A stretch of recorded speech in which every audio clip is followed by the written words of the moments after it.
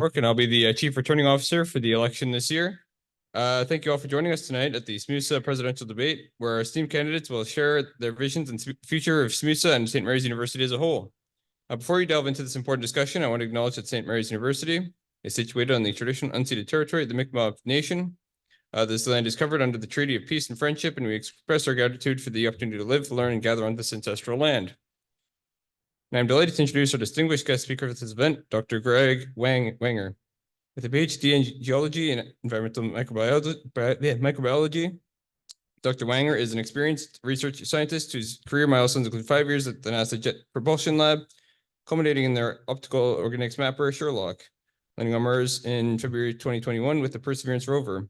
Back to 2016, Greg and his family relocated to Halifax, Nova Scotia, here in Atlantic, Canada. Shortly after, Dr. Wenger founded Oberland Agroscience Inc. out of his desire to address the escalating global protein shortage. Combining a lifelong passion for science and innovation with environmental activism, Dr. Wenger and his team are optimizing the black soldier fly to produce a premium, nutrient-rich, reliable protein for inclusion in aquafeed, pet food, and livestock feed. By upcycling Nova Scotia's pre-consumer organic waste, such as Brent brewery grains and food production waste, Oberland Agroscience is on track to produce a dependable protein source on an industrial scale using less land, less water, producing lower carbon emissions than conventional protein sources, thereby enabling a resilient, food-secure future. In past life, Greg was also the president of the Teaching Assistant Union at the University of Western Ontario. On behalf of SMUSA, I'd like to invite Ashish and Francesca to present Dr. Wenger with a small token of appreciation. To extend a warm welcome to Dr. Wenger's wealth of experience, promises to bring valuable insights to our discussion tonight. Thank you for joining us. The stage is now yours.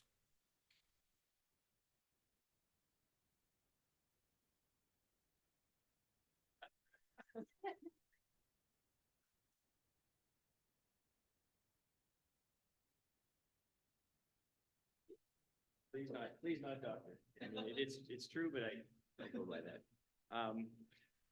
Thank you all, and thank you for this opportunity. And I want to thank Paula for introducing me to you and giving me the opportunity to speak to you all today. A couple things. One, I have to apologize for the fact that I look like I got beat up. I'm suffering from a bit of an eye infection, and so that's where that comes from.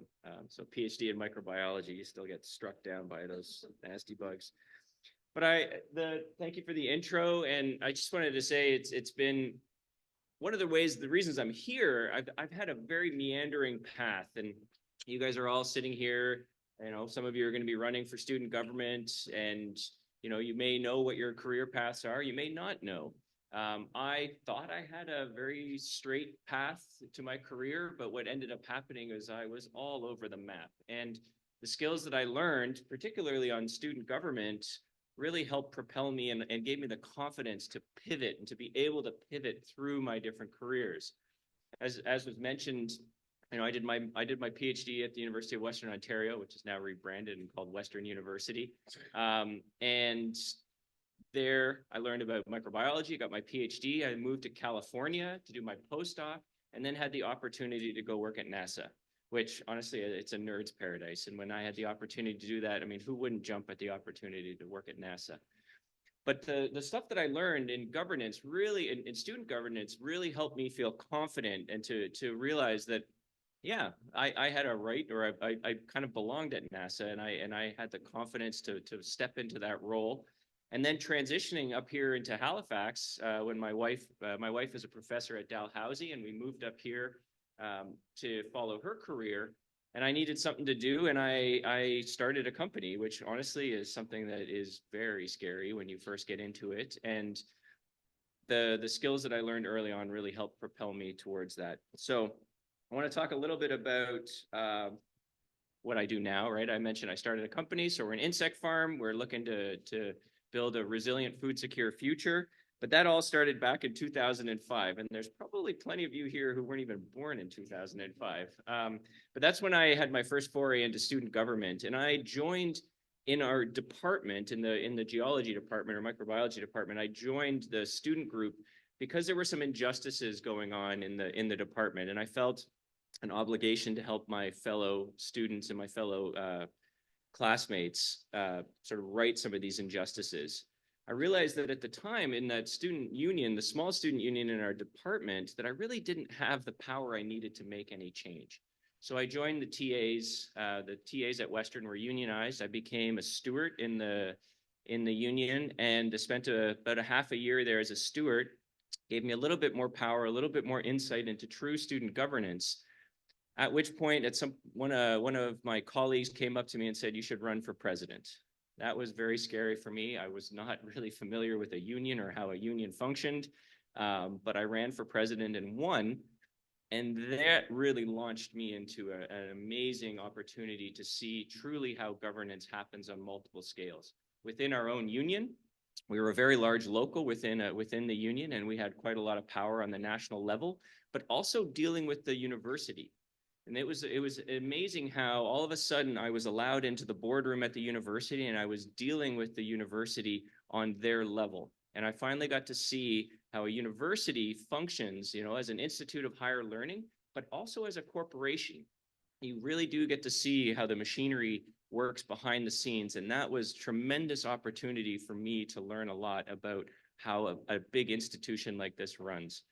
And you guys, you folks here who are going to run for student office too, I hope that you get that opportunity to really see how things work in the back and the machinery that keeps all this going, because the skills for that are tremendous, and it will carry forward to everything that you're going to do in the future. So a couple things that I learned is, one, you're never going to be able to help everyone. I went into this very early on. I wanted to help everyone. I wanted to make sure that everyone had the right opportunities, that I righted all the wrongs, and you're not going to be able to do that. And that is kind of a tough lesson to learn. But what you got to do is you got to stick it out and try to do the best you can to help the most people you can. You also have to know that every decision or any decision you make, there's always going to be people on the other side that are going to criticize that decision. And this is where governance is a team sport. And you have to surround yourself with a team that you trust, that will tell you the good and the bad, and that you can work together as a team to try to do the best for as many people as possible. So my path to where I am today has meandered quite a lot, from a PhD in microbiology to research positions at NASA to starting a bug farm here in Halifax. The skills that one picks up by taking the chance on experiences and positions may be outside your comfort zone, but are highly transferable. I think this is really important. The skills that you learn today, whether it be microbiology or student governance, those skills are useful in every aspect of your life. And I think that that's a really valuable thing that you should take away from this. So they may be outside your comfort zone, as I said, and highly transferable, but I encourage each and every one of you to cherish the skills that you're learning and are picking up and are honing right now in your life, and that the path to success need not be a straight line, but one that meanders can be rich and fulfilling as well. And so I think that's where I would like to leave you guys with is pick your path. Opportunity opens doors all the time. Have the courage to jump through. And honestly, at the end of it, when you look back, it doesn't matter that you took a straight line. It can be like this, but if it's fulfilling, then that's really what matters at the end of it. And I hope to see you guys all in 20 years when you get to stand up here and talk about how you made it through a meandering journey. So thank you very much for that opportunity.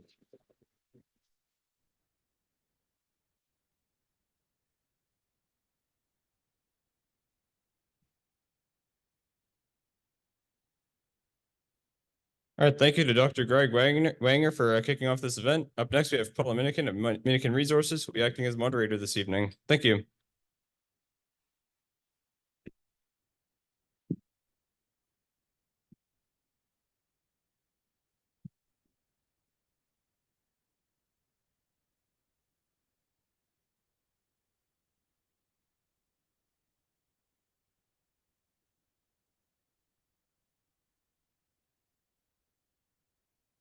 Is it on? Now it's on. Okay. I only had 4 names on my list, so I need you to go and just introduce yourselves to me. And well, let me try this. I'm going to say your name. If I say it incorrectly, then correct me, because I don't want to say it wrong all night. Kalissa. That's correct. Okay. Sorab. Yep. Simbarshi. Is that correct? Simba. Okay, Simba it is. And Maria. Okay, and who am I missing? What's your name? Pardon? Hodud? Oh, Kulu? Okay. Thank you. I don't know. How come you're not on my list? All right, so you guys know how this works? Oh, you would have gotten? That's okay, Avery. You were given questions and you have a time budget each of 8 minutes. So when you want to answer the question, I'm going to tell you the order in which you're answering. The first order is the one I just said, Kalissa, Sorav, Simba, Maria, and Kulud. Tell me how much of your time budget you want to use on that question and go ahead and answer. So the first question, which I have to read off my phone, is when you look at each of the presidents that came before you, what contribution to student life inspires you the most? And what does it inspire you to do? Okay, Kalissa. Just by introducing myself. My name is Kalissa Onella, and I'm from Uganda, which is in Africa, for those of you that do not know where that is.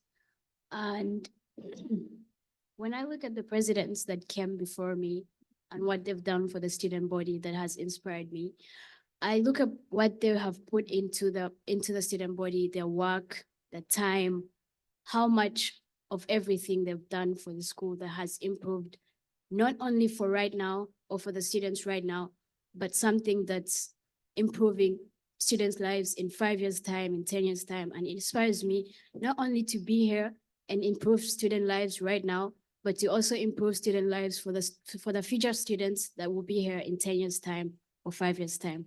Thank you.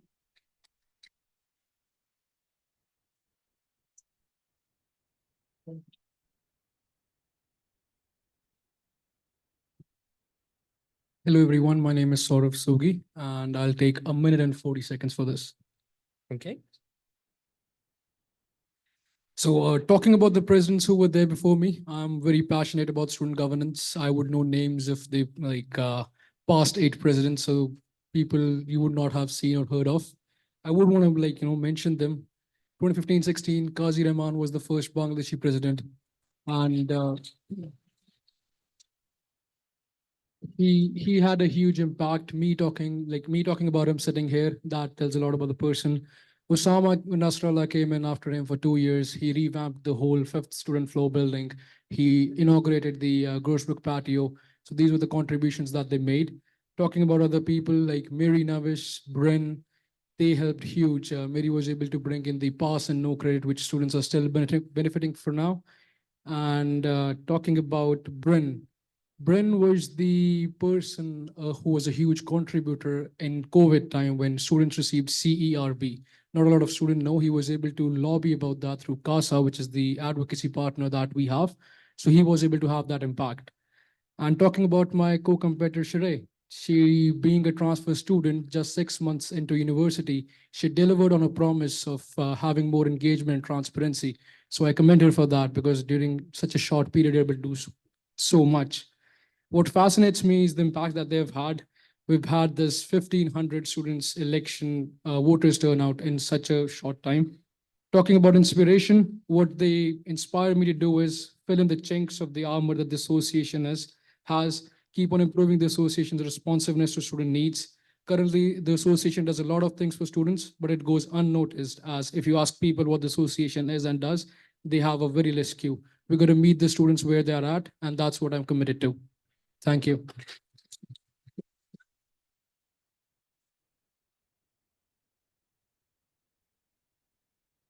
Hello. So I will take 1 minute 30 for this question.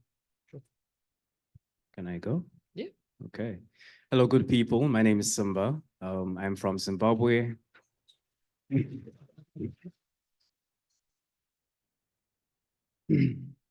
So getting a chance to come to this university and this country in general has managed to introduce me to a lot of experiences. And what we need to understand that those experiences are from one person of some people that had a vision and passion. Can we all understand that? You see, from the 5th floor, we have the students' study lounge that was created by one of our previous presidents. That was a vision and a passion that someone had for the future generations to come. Now,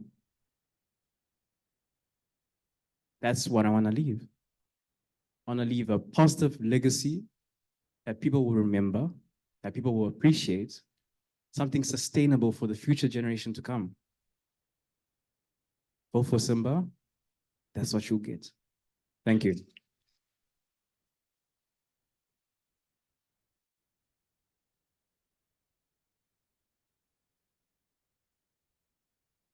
I would take minute and 30.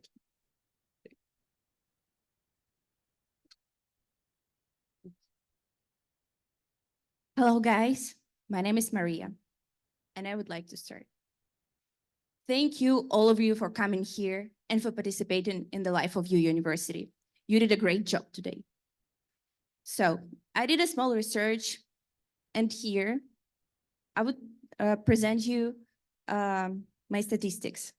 I talked to current SMUSA president, and it's Sheree. She's sitting right there, and she did amazing work in this year. President before her was Isabel Tyler. She was focused on St. Marian's ceremony. And another president was Franklin Southwell, and his year was the hardest one.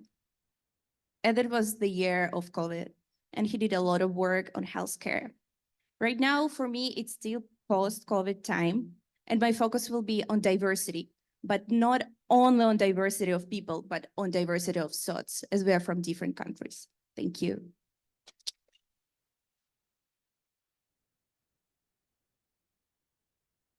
Would it be okay if I stand for this? Sure, you guys So- can do whatever you'd like. Cool. So I will be taking like a minute and 30 seconds, please. Okay. Good. Awesome. Hi, guys. My name is Khaldud. Some of you guys might know me from like the SMUSA. I'm the one with the purple hair.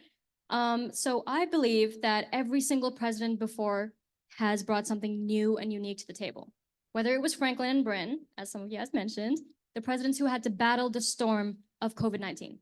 And then Isabel Tyler, who basically brought life back to campus. Everybody went above and beyond what their role actually entitled them to do. And that's exactly the type of dedication that I have and I want to bring forth.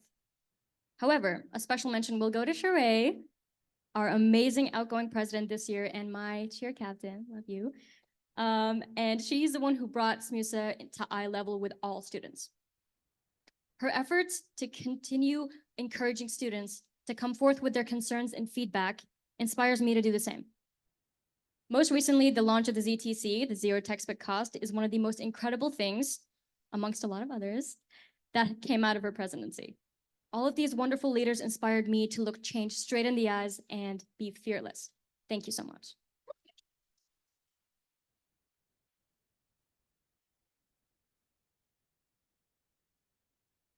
Okay, we're on to question 2. Hang on, I had it open. I'm using my phone for too many things at once. Okay. Question 2. The night you signed your agreements, we had pizza.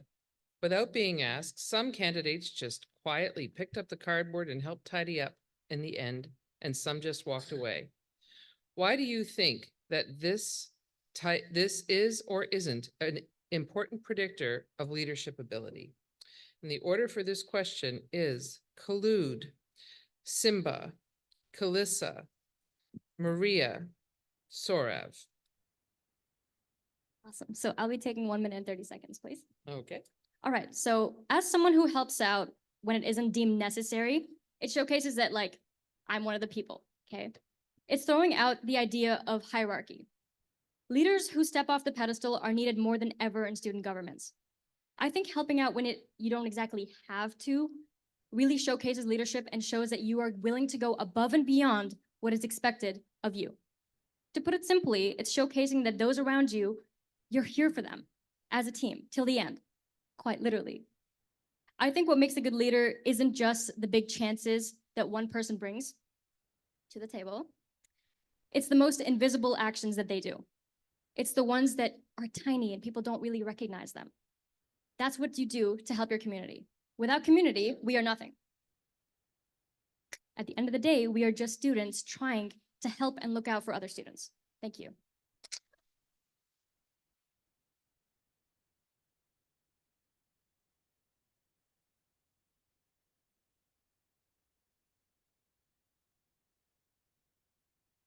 I will take a minute 30.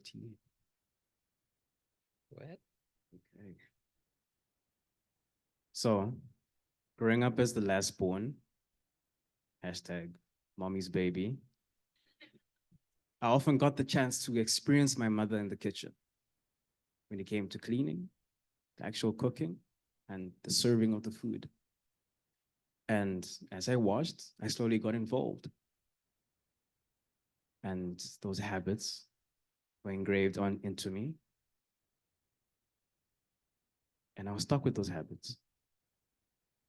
But to answer that question, I believe as a leader, we should be able to demonstrate some form of proactiveness and the willingness to go and do other things beyond our responsibilities in our current role. That is going to allow us, as that's going to show us that we are capable of working with others, being in a team, because we don't know everything. And everyone matters. Everyone's voice matters. It also shows that we have some level of awareness, social awareness, by recognizing the situation and going for it without being prompted. Now that means not every single thing needs a reaction, but we're there and we're paying attention. Such as your voice. Your voice is our mission. You're over your time, but if you want to continue, I'll take it off something else. Your voice is our mission, and we will listen. We're here for you. That's what you get. Thank you.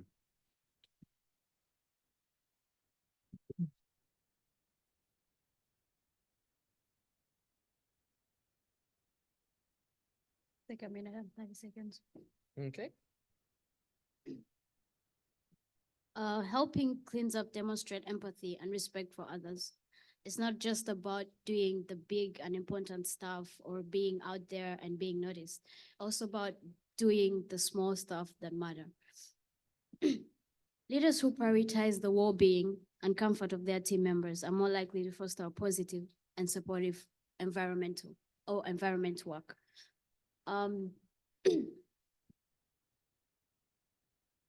Candidates who take the initiative to tie it up without asking demonstrate attention to a detailed proactive attitude.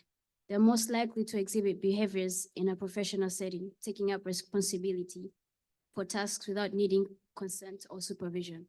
So a person who cleans up without being told is more likely to take up anything that's not been asked and does not require supervision by anyone. Thank you.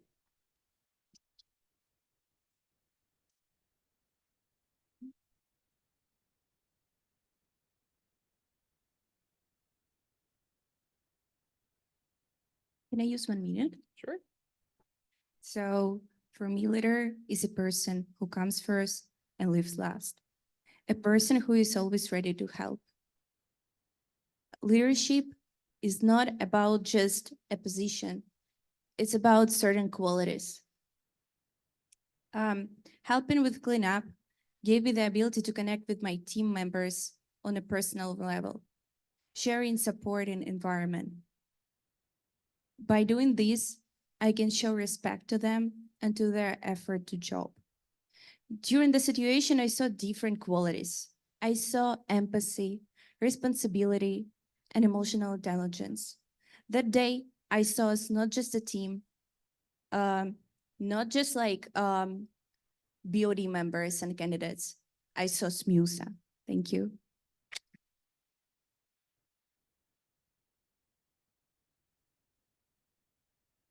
I'll take a minute and 40 for this. Okay. Talking about important predictors of leadership, I feel they are resilience, they are patience, understanding, and supporting your fellow peers. As a president, I'll be answerable to all of you students, but alongside me, working will be a team with different beliefs, various opinions, and great talents that they'll bring together to put action behind the promises that I'll be making you today. They will mess up, they will make mistakes, and mistakes are a room for growth, for you to flourish and be a better individual. It's my duty to have their back on these setbacks and their small things that they would not be able to do within their role. Another thing is initiative. Initiative to be representative of the of the student community, serve selflessly. It didn't take much time to be able to help the elections team to tidy up after such a wonderful information session and great hard work. But being a student, I understand how busy life can get. All of us managing elections, campaign, midterms, assignment, catching that last bus after information session. It's hard. There are countless explanations why someone couldn't help. But I know every candidate in this room is a kind and a caring person who would never shy away from helping in small things like tidying up and big things like representing your voices at the upper table. Thank you.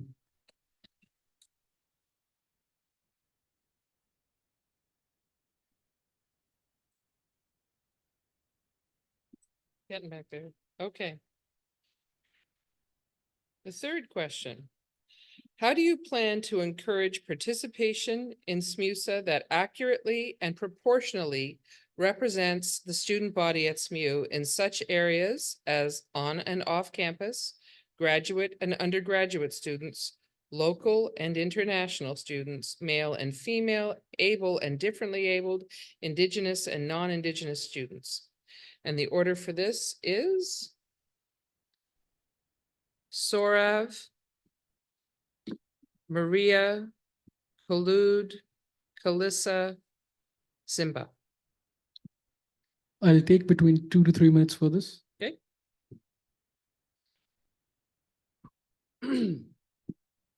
So encouraging participation.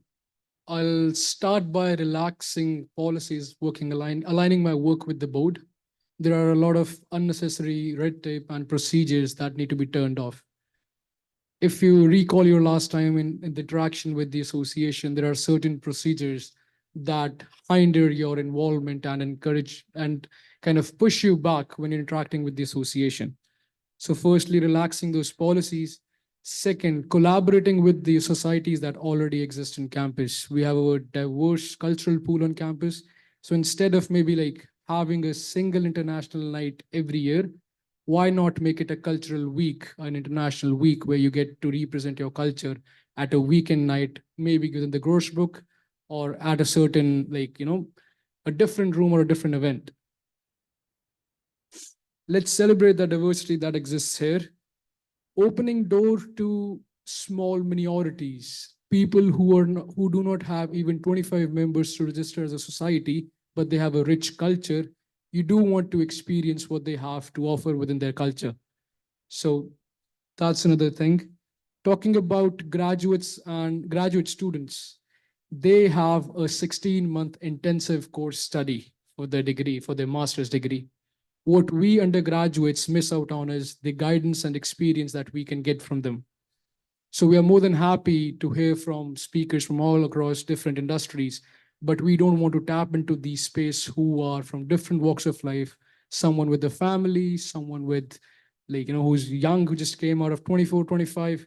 The things that we are going for, these are the people who are already on that path and can guide us better. Having a timeline of events which aligns with their schedules helps us to interact with them and for them to have the ideal student experience that they came to a different country for. It's not just studies and internships that they're for. They're here for an ideal student experience. That's it. Thank you.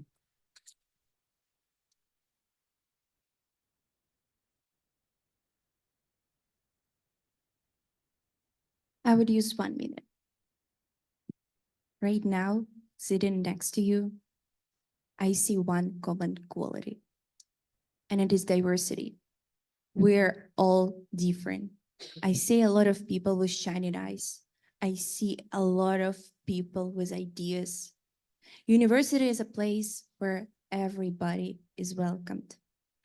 You know that the slogan of my campaign is Be Heard. I pledge to foster a culture of listening and inclusivity where every opinion is valid and every voice is heard. I will do open forums where every student will have ability to talk to a SMUSA representative. We will make more events where we can share our different cultures. As well, I think we need a new campus cat, but it's not a promise, but I'm sure. I invite you to join me in this moment. Together we can transform university into a place that truly represents us all.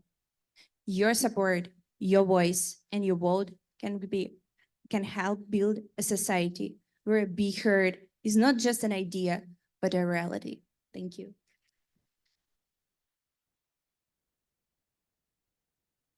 Can I take 2 minutes and 45 seconds, please? Okay. So that is an excellent question. So one of my main reasons why a lot of students come to SMU, including myself, is because of the diverse communities that exist within. One of my main priorities is to enhance student experiences, and that is one of the biggest portions of my campaign, which is called ELECT, by the way. I just plugged that. So ELECT stands for engagement, listening, employment, community, and transparency. Notice the first and second words, engagement and listening.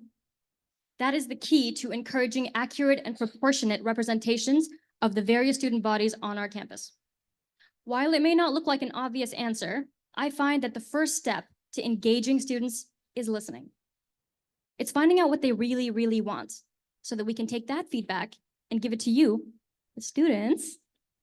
We'll give you what you want. It is also important to recognize that while we might have a lot of communities here, each community has its own specific needs and wants that need to be met. SMUSA serves as a platform to facilitate, compromise, and meet all of these distinct communities' needs. As for the first word, engagement, I find the term is thrown around a lot. What does that even mean? Engagement this, engagement that, everybody keeps talking about engagements.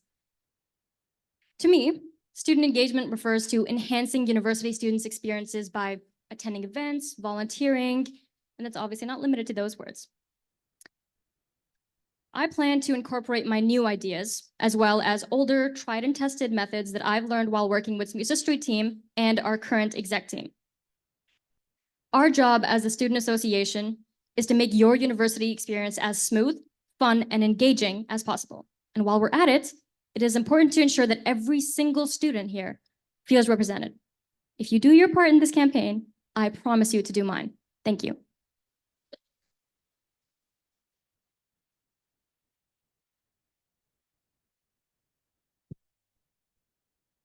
Take a minute and 30. Well, encouraging participation in SMUSA that accurately and proportionally represents the diverse student body that we have in this campus. And it requires a comprehensive approach that is inclusive and accessible. My promise to you is that we, as a student body, will educate ourselves on all diverse communities or any underrepresented groups and encourage ourselves, teach ourselves how everything works and educate ourselves on how these people want things to be done for them, for their better. We will also collaborate and join events with various groups on the campus and not only make them exclusive to the people that are in the community, but accessible to everyone that is or wants to attend any of the events. Thank you.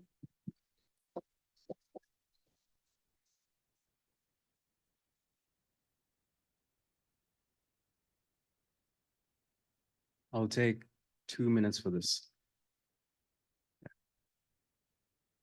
Yep, whenever you start.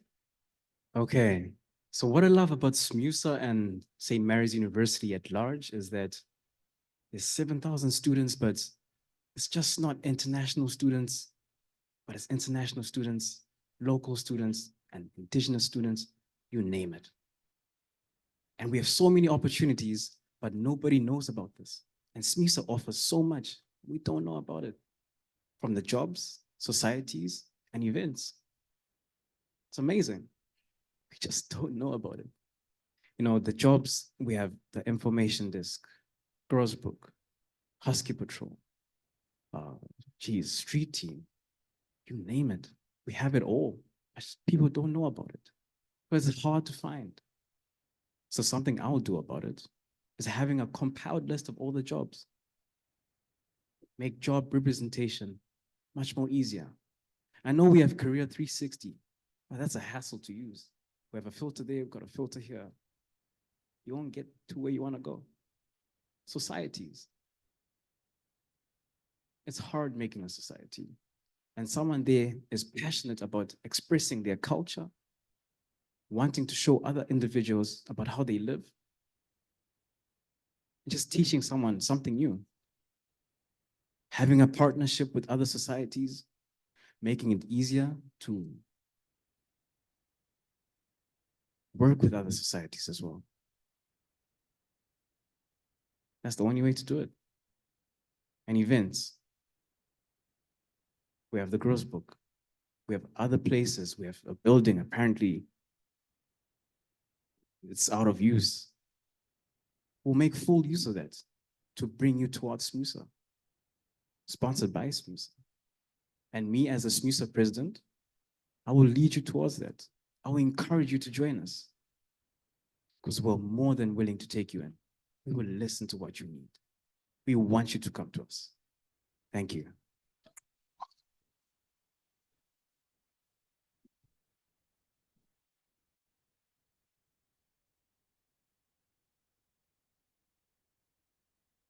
Okay, we're down to the last question.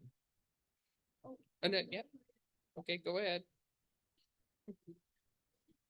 How much time do you want? All that left. What's that? Oh my, there is none.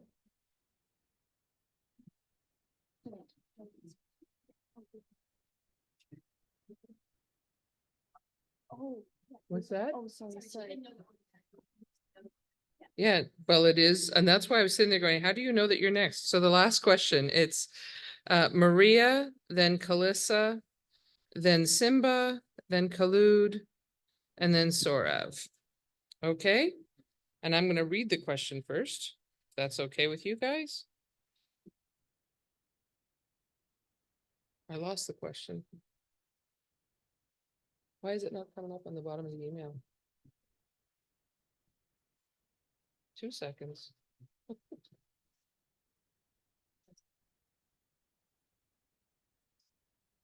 Yeah, okay, that's right. No, I've got it. What is the one accomplishment that you hope that everyone remembers you for at the end of your term? Okay.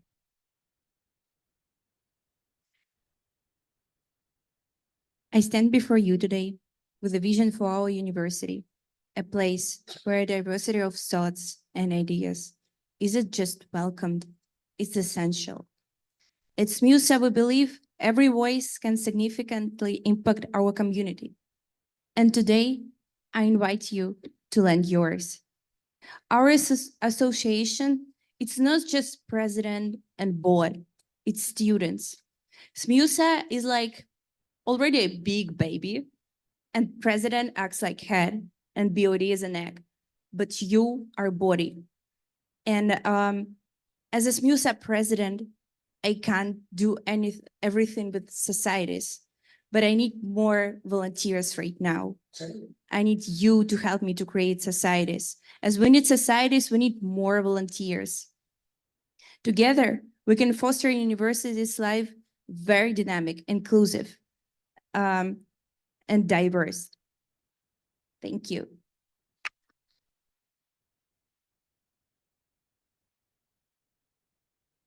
The next is Calissa. I aspire to leave a legacy of empowerment and inspiration.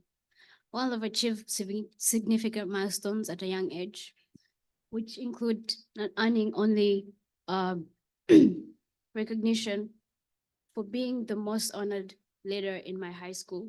I've also published 2 books, and my focus in this position is not to further my legacy. Instead, is as an opportunity to inspire people in the student society and people on campus to reach their full potential. Through my experiences and skills, I aim to motivate and uplift those around me and inspire them and encourage them to pursue their goals and break through their limitations. My goal is to foster a culture that supports and grows and helps grow our community. It will be a community where everyone feels empowered to excel and make a positive impact, not only for themselves, but for others and the people around them. I hope to live a community that empowers others and discover and unleash their abilities, contributing to a collective success and a virtual help to our community. Thank you.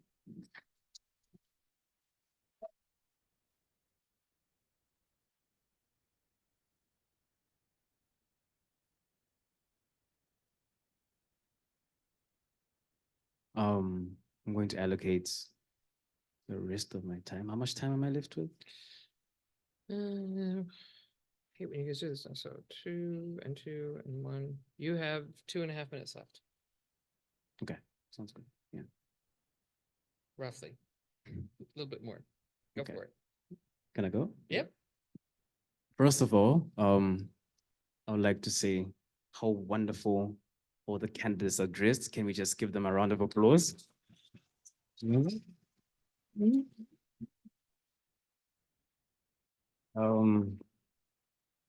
To answer the question, it is unfortunate that we're just given such a short period of time, to express our big ideas.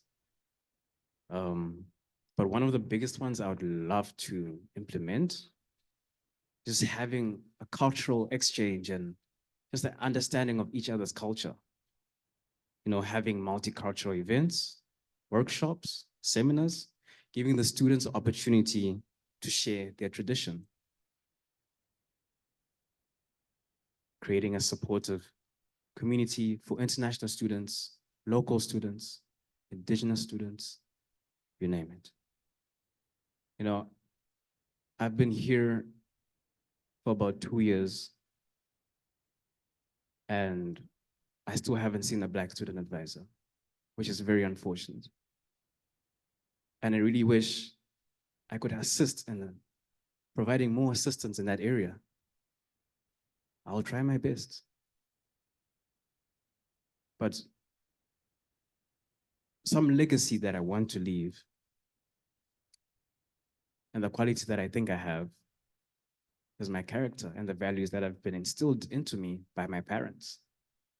The ability to just be here, trustworthiness of being in a different country alone, my ability to just adapt to different circumstances that are thrown to me.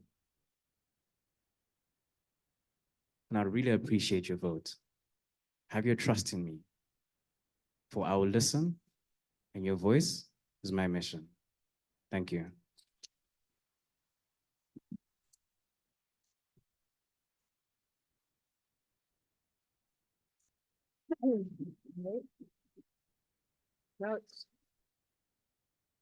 Khalud? Okay, I can't top that one, Simba. Thank you for that, by the way. Okay, so I mean, to answer, okay, I think I'm gonna go the rest of my time, but I'll just go 1 minute, 30 seconds. Just Okay. Thank you. So ideally, I'd like to have way more than one accomplishment, but if I were to pick one, I'd say that it would be my commitment to being more than just a name on a long list of past presidents, who are awesome, by the way. My vision for my presidency revolved around being accessible and one of the most relatable leaders that you guys have ever seen. I want to be someone who is truly connected to the students, all of you guys. After all, that is what SMUSA is, isn't it? for the students, by the students. I'm here for you and I have your best interest at heart. I hope my legacy shows strength, passion, kindness, and readiness to be there for you. Because all of that is what you're going to get after voting for me, Khulud Saqib. Thank you, guys.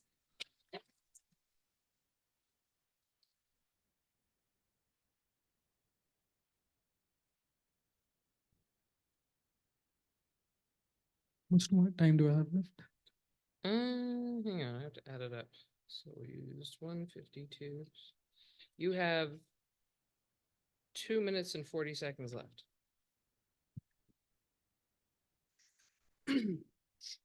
So one accomplishment that will help me define, that I want my legacy to define me as is, I was someone who joined St. Mary's in September 2019. I was the first among my peers who came from India and got a job like as a dishwasher in Dockside. From that part, I've like grown so much as a person. That's an accomplishment. Me sitting in front of you, being able to talk, being able to not fumble much and just grow as a person. And in terms of qualities, I want to be remembered as a president who was there to listen, who was there as someone who kept you first. They say that president is a selfless service, but I'm very selfish in terms of the happiness and fulfillment that I derive from people when I'm able to help them. What this does is it keeps me going. The experience you'll share among yourself as student and your peers will be the best time of your life, which you're going to remember after you're gone from the university. My university ride is coming close to an end.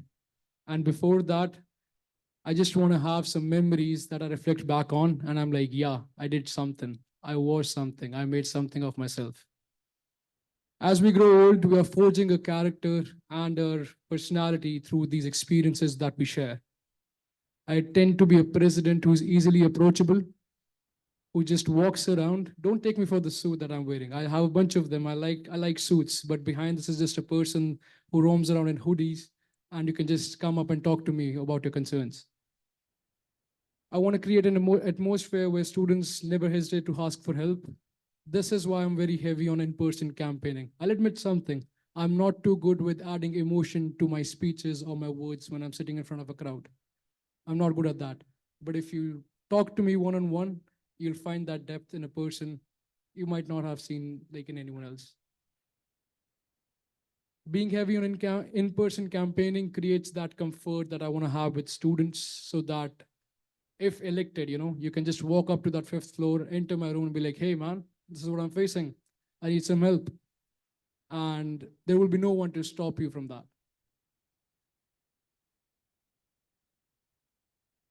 I've made this my mission, not to just pick up your problems, but to come up with a tangible solution to it. So something that I wanted to reflect on is the promises being made by all our candidates. Just view that through a practical scope. That's all. Thank you. All right. Can I ask you a favor? When you wander around with that mic, bring my purple water bottle back at some point. Okay. So now comes the good part. If you have questions, I have just one request, and that is that you please just ask a question. I don't want someone to stand up and give us a lecture on a topic. Okay, so you're allowed to stand up and ask a question, but not give a whole lot of narrative. I will try to pick evenly from different parts of the room, front and back. So if you have a question to ask, put your hand up and Francesca will bring you a mic. We'll go first with the fellow with the glasses right there because he was the first one up. I beat him to it. Huh? No, it's that guy. All right. Congratulations to all of you. I know it takes a lot of courage to be sitting in those seats. We've seen most of your campaigns and they've been amazing and it promises a lot for students. But we all know like all of those promises cannot be held up by the end of your term. And that's been true for all of the presidents that came before you. So my question is, you've already talked the talk. How do you plan on walking the walk if you do get elected? And if you can't walk the walk by the end of your term, how do you hold yourself accountable in front of the students? Okay, so the question is, how do you plan to walk the walk and hold yourself accountable at the end of your term? And we're gonna try really hard not to have these long prefaces to questions, okay? All right, and for this, we're gonna allow everybody a minute. And the order, you may also say, I don't want to answer it. You don't have to answer every question. You can just pass. Okay, the order is Sorav, Kalissa, Maria, Khalud, and then Simba. Okay, you have 1 minute for this question. Can you just repeat the question for once? I So- just took your announcement for. Okay, so the question is, how are you going to walk the talk of what you said you would do, and how would you hold yourself accountable at the end of your term? So about walking the walk, what promises have I made? Reducing bureaucracy, red tape, gets covered with the board. Working with the board helps you relax this policy. Creating a student experience for both graduates and undergraduates where they can connect. That is by creating an event timeline where they can have wonderful meetups and as well as just network with each other. I want to focus on much more holding myself accountable if I'm not able to do so. So I was a person who was sitting here a year ago doing the same thing where I was able to garner the support of 410 students. And I made my promises, but like there wasn't much of a support and I was not I was not elected. How I hold myself accountable is I said that I'll be working for the same students, helping them out. After the elections, I came to be the external engagement for Commerce Society, sponsorship outreach for Indian Society. I did a bunch of work. I've been representing university at New York Enman Conference. I've been to Boston for a venture capital competition. That's So your I've been- time. I've been going out there and just That doing my means work. you hand the mic to the next person. Thank you. Okay. Alyssa. Would you repeat the question? So the question is, there have been a lot of promises made. How will you make sure that you walk what you talked? And how will you hold yourself accountable at the end of your term? Well, we are a student body, and without you guys, without everyone here, we are nothing. And I plan on excuse me. I plan on working with the people and basically getting to know them, putting myself out there, and just basically having a safe space for everyone in me, that it will be possible for you to approach me and talk to me, tell me your concerns, tell me your needs. And I will hold myself accountable for where I go wrong and just basically get feedback, get to know what you want, how to improve myself, and how to be a better person for you and for this institution.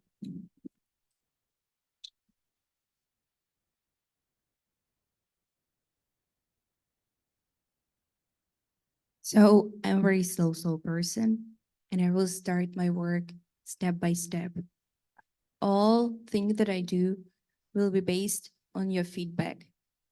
I guess none of us give you any promises, but we share our campaign with you with things that we're willing to do. And I promise you, each of us will do our best in this position. Thank you.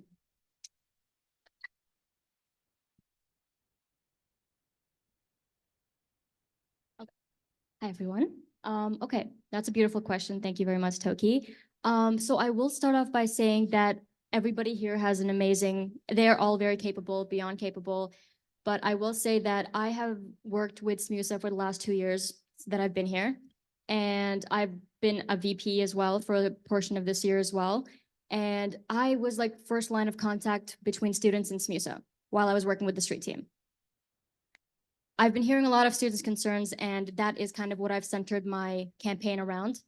And I believe that it is the president's duty to deliver on those promises. And so I will be holding myself accountable if the time comes. But the board of directors are also part of their job description is to keep the president accountable. So I will be working side by side with them to try to keep myself on task, I guess. Thank you very much.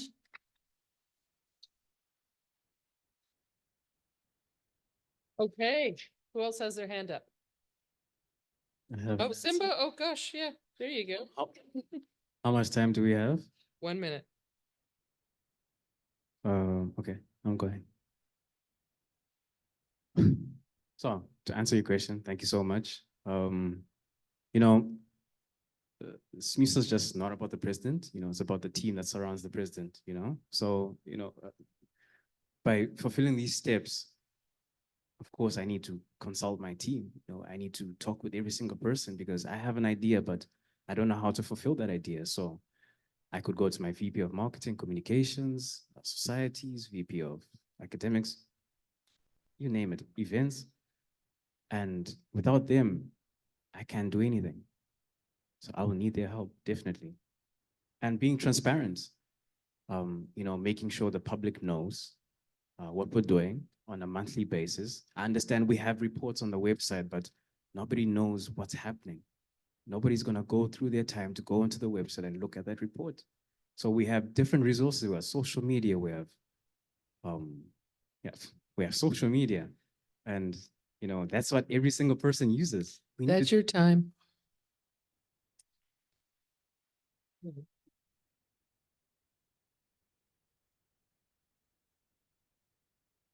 Okay, who's next? I'm gonna go to this side of the room, in the back first. And then the next will be you, and then you, okay?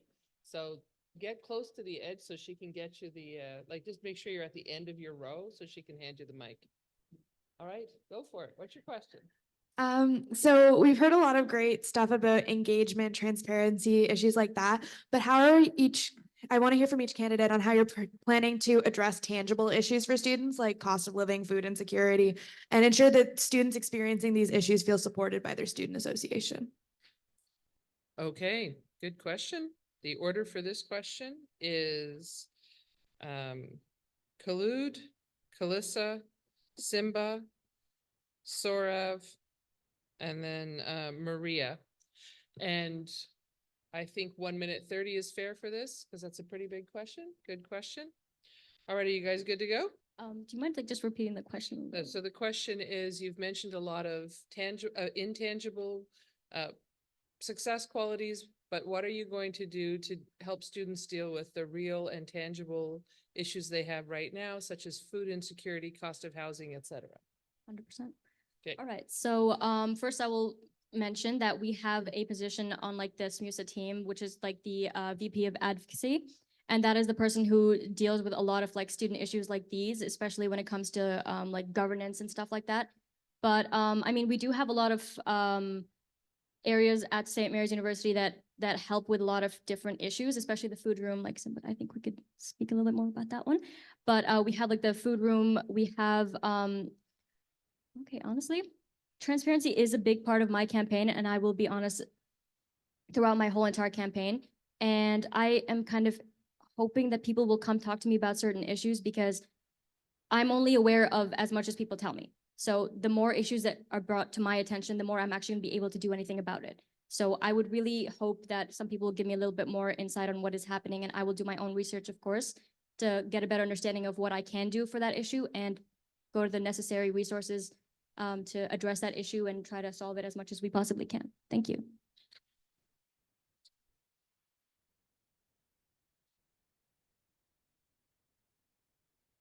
Well,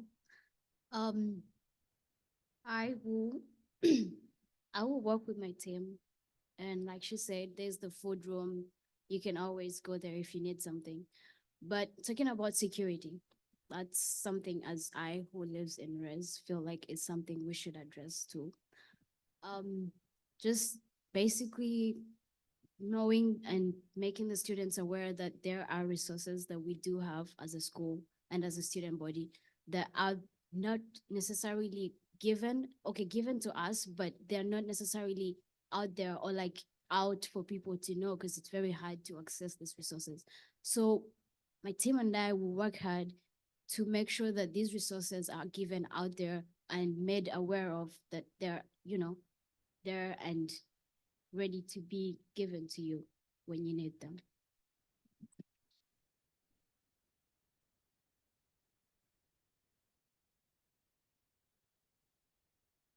Good. Yep. Okay. Thank you so much for the question. So, with tangible items, it's, as I said before, it's unfortunate because we can ever do so much with tangible items. It's not an easy, quick fix. And I think the best way I can tackle this question is by saying, I will try by all means to create something right now, but something that will be then continued by the future generation to come. Because there's so much I can do. And yeah, that's what I've got for you. Thank you.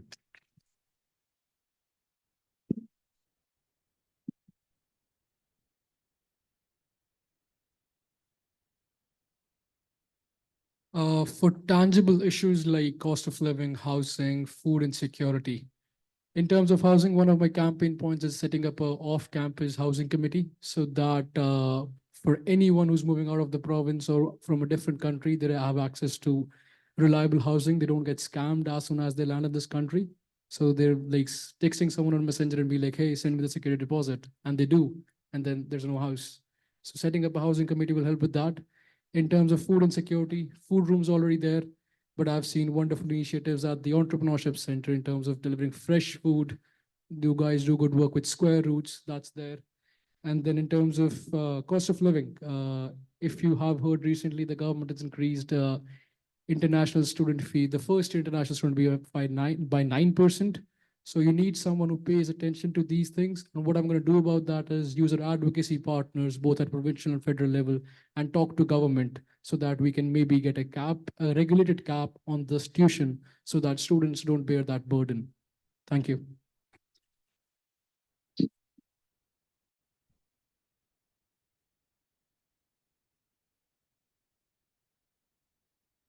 So I would say I get a lot of feedback from you, and it was about Dockside. And a lot of us went to Michelle Obama's speech, and I was inspired by her article, which is called Let's Move. And it's a very, very big campaign. And as well, I read research in McMaster University in Ontario, which tells that students in university who use meal plans normally gain around 2 kilograms per year. And this research shocked me. After this, I understand how it's important. I won't say to change your remark, but to change some food.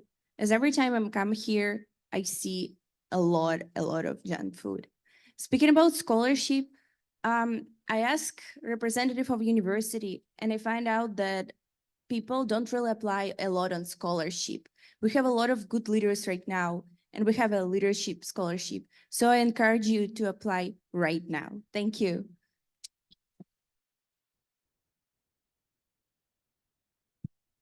Okay, where's the mic? Oh, Mike is here, just looking for you to say. Oh, okay, sorry, I already said who it was, so she's next.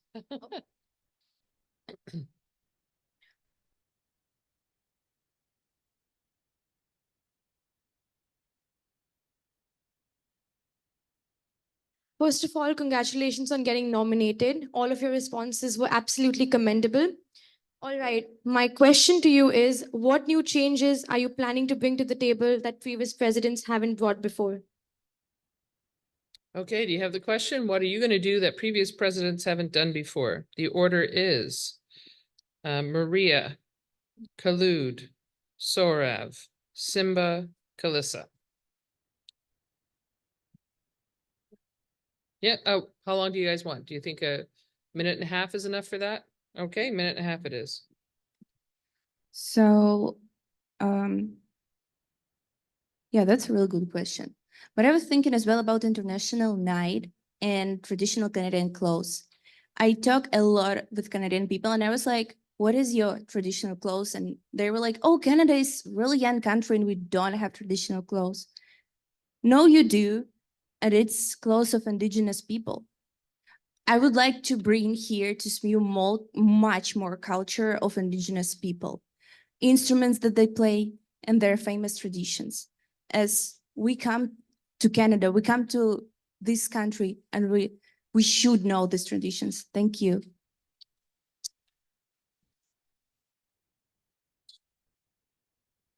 Thank you. That was a very, very good question, and Maria, beautiful answer. All right, so do you mind repeating the question? So the question is, what are you going to do that no president before you has done? That's the short version. All right. So some of you guys might have seen me on like this SMUSA Instagram page. How many hands up? Please, go, hands up. You see me? You see me? Okay, cool. So some of you guys have been here a little bit longer and you know how different this SMUSA page actually looks than it was before. We have a lot of like proof as to how much it has changed over the time, but I will say a lot more students are involved this year than in the past years. And I aim to keep that going. Like I want to keep that ball rolling. We have an amazing events person over here who actually was the one hosting all of the events this year and did an exceptional job. And we have a great marketing exec as well, who was marketing all of these and promoting everything. That is the reason as to why engagement was up so much this year. I would like to keep that going because you guys know me, I'm kind of funny. I hopefully think you guys think I'm funny in my videos that I've been posting. But keeping students engaged is the best way to actually keep engagement up on campus. And so the more you guys know about what is happening, the more you guys will actually be able to keep that going. And that's something I aim to do as president. Thank you.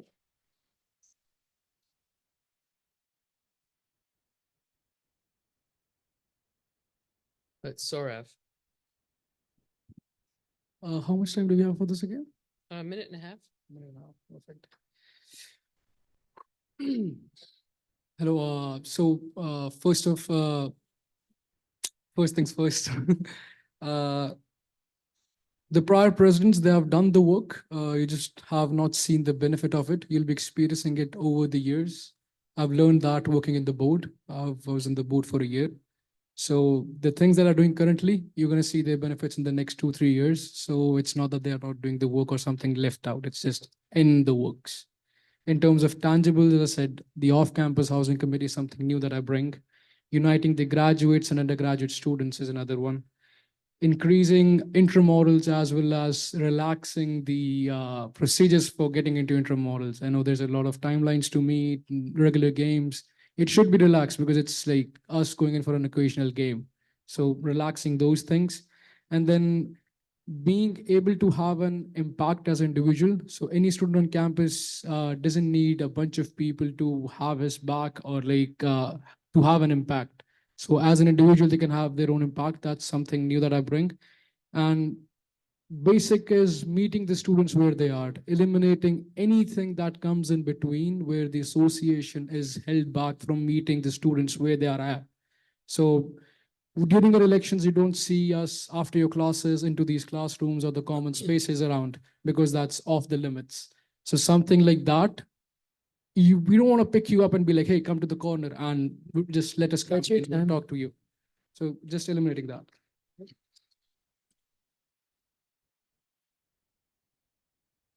Could you please repeat the question? Sorry about that. So what are you going to do differently than what new thing are you going to do that the presidents that came before you didn't do? Short version. Good job. Okay. Kudos to the previous presidents because they've done so much for us. It's just that we don't know what they've done for us. So just the element of being a bit more transparent. I couldn't finish off answering his question, but just having more ways to get information of what we've done to the student body.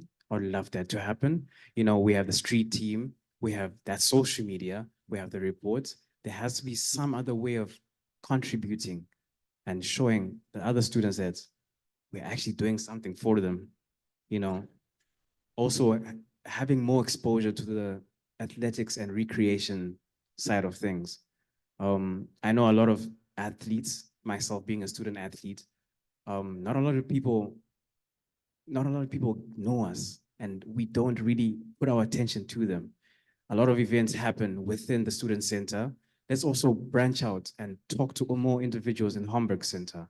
Let's see what they want. Let's see what they want to do. Let's see how they want to collaborate with us. We're going to have a spirit night with one of the teams. Just see how that works out.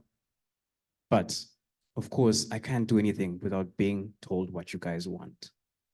So I need to listen to you guys first and understand what I can do differently. And your voice will be heard. Thank you.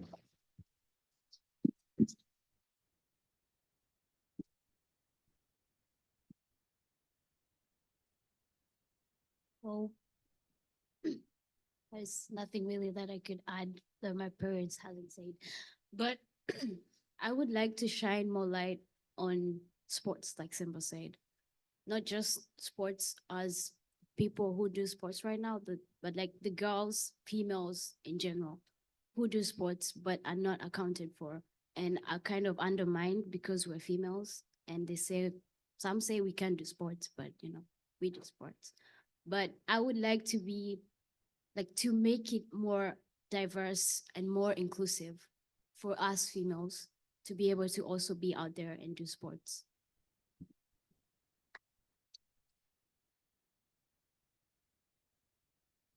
Okay, no, I said who it was. Who was it? It's you and then you? Okay, good job, right here. No, keep going. And then it's the girl in the tan sweater with the glasses. Right there after. Okay, go ahead. Give us your question.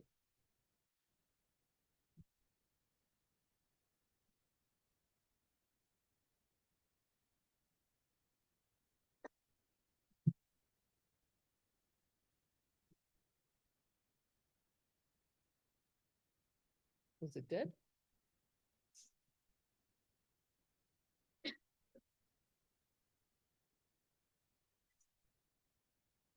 Testing. There you go. Okay, so we've heard a lot about your campaigns, but this is more than just a campaign. It's more about you. I have a question here. The question is, when you're asked to do something you don't believe in and your values and beliefs conflict with those of the board or your team members, how do you intend to handle those situations? Okay, good question. When your values and beliefs conflict with something that you've been asked to do, how are you going to handle it? Okay, that's the short version. And the order is Simba, Sorav, Khalud, Kalissa, and Maria. Again, you have a minute and a half because you're mostly being able to finish in that time. Okay. First of all, thank you for that question. But could you please repeat the question? So what Sorry. would you do if your values and beliefs conflicted with something that you were asked to do by the board or the executive? Well, at the end of the day, it's all about being humble and integrity and knowing what's best for the organization. This is our child, this is our baby. And I know some things may not be suitable for me, but some things will be suitable for the students. That's why we're here. We're here to listen to them and do things accordingly. So I'll really regroup, calm myself, because I'm being selfish in that matter. And sometimes knowing what's best for something that's going to be there for the next generations to come is the best way to tackle things. Thank you.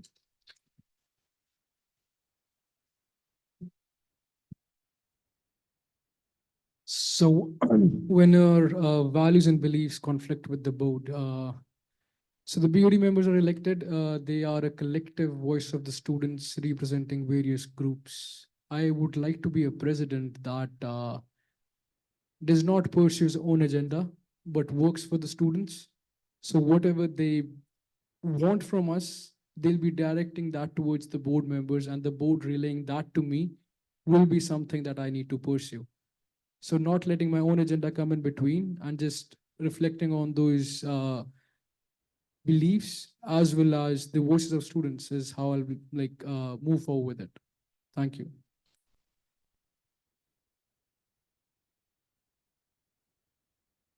Thank you. Okay, that is a beautiful question. And I will start off by saying that honestly, it's not about me entirely. It's about voice of majority. So if you can I just get a show of hands about how many people here want more like food options? Show of hands. That's fair. Okay, thank you. So even though some people did not have their hands up, majority of you guys did have your hands up, and that right there is what I'm aiming to do. The majority, voice of majority. I'm trying to help you guys. Thank you.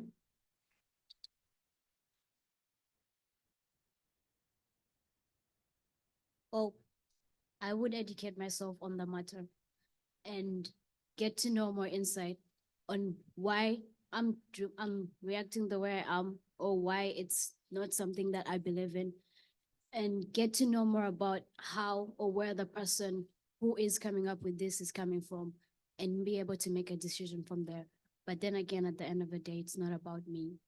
It's about the student body and what makes them feel better or feel more at home and welcome in this environment.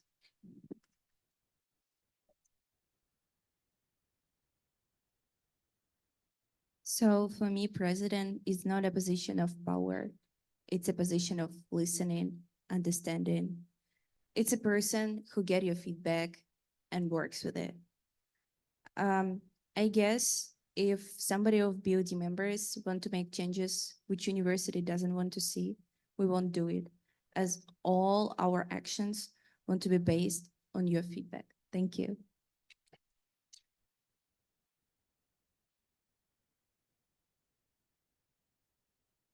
Well, thank you, everybody. It was very similar to my question, so I'll rephrase it a little bit. All of you have kind of talked about making decisions like for the majority, but our guest speaker said not everybody is going to like you.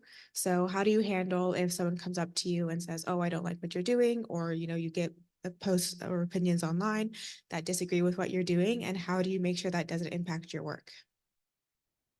Okay, good question. So how are you going to handle people who criticize you and don't like what you're doing, whether it's in person or online? And the order for this question is Simba, Maria, Kalissa, Sorav, and Khalud.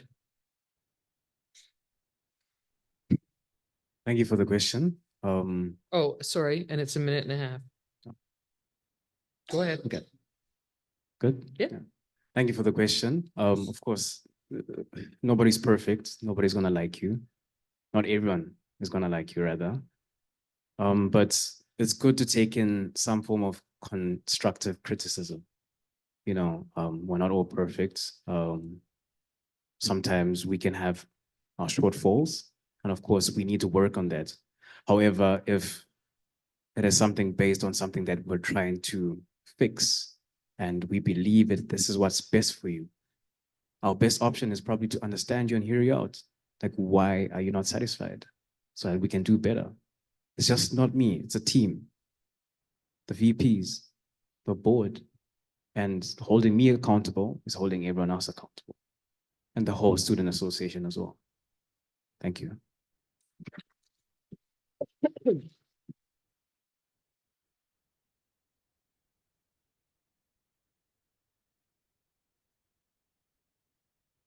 No, it's Maria. It goes Simba, Maria, then Kalissa, then Khalud, and then Sorav. Could you repeat the question, please?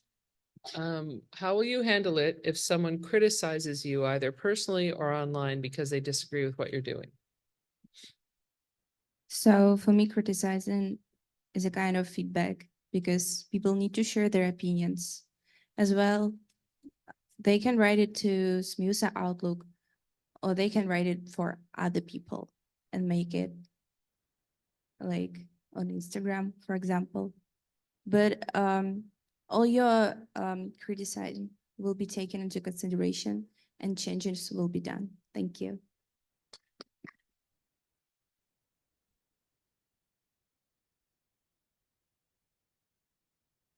Grew up in an environment where not everyone liked you.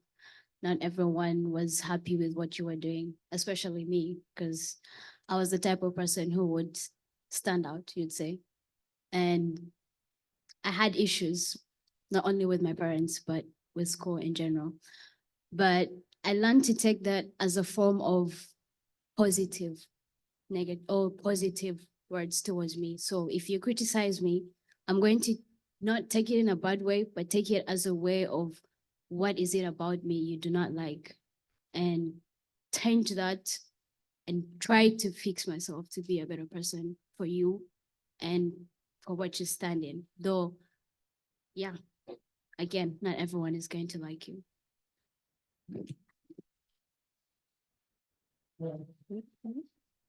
Okay, so that's a great question. And I will just start off by saying that when I was in high school, I was on student council and I was head of the international committee.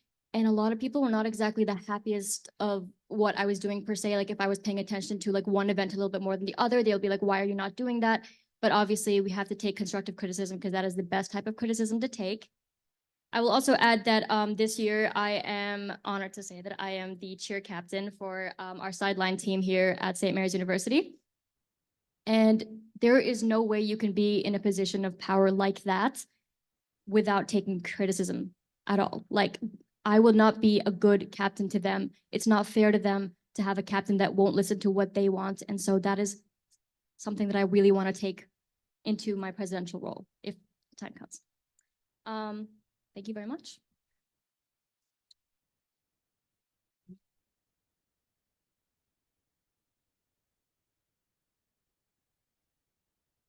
So everything that I execute as a president will be towards the better good of every student.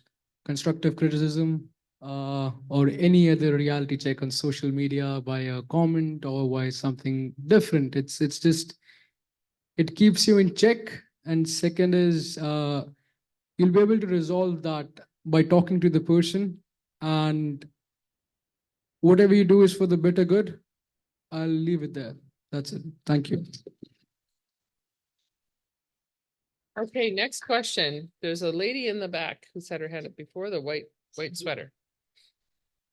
And then you'll be next. Okay?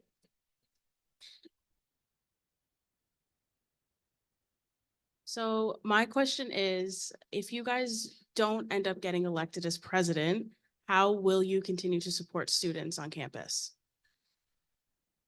Okay, the question is, if you don't get elected, how are you going to continue to support students on campus? The order is Khalud, Sorav, Kalissa, Maria, and then Simba. Awesome. So how much is the time for this? What do you guys think? As long as it's fair, I don't mind. Like, want to say a minute and a half? Okay, minute and a half. So I will not really be disappointed by that one. Instead, I'm going to be cherishing everything that they do. I will be there to clap. I will be there 100%. And all the research that I've had for like my presidential campaign, I will be giving directly to them so they can actually take my feedback and like, use it for the better. But I will not be upset about it. And I will continue to show up to all the events, cheering them on continuously. Thank you very much.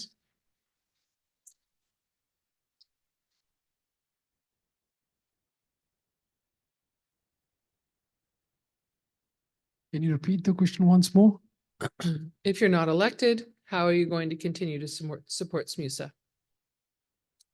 The role of president just gives you a stage so that who you are person, you can grow more, help more people, but it is about who you are as a person. So if you're already a person who's helping people out, who's doing things midnight for them, any last minute things for them that they need you at, or just they can count on you and you have their back, just keep on doing that. I think that's how I'll continue, because that's how I've been since my year one.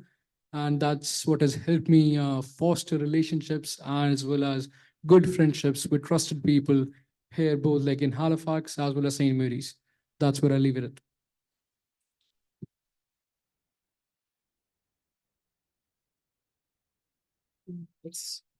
Yep, read it.